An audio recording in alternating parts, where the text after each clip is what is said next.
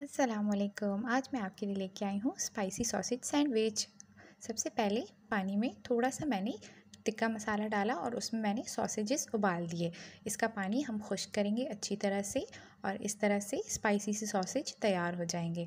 अब दूसरी तरफ हम लेंगे कद्दूकश किया हुआ गाजर, खीरा और बंद गोभी।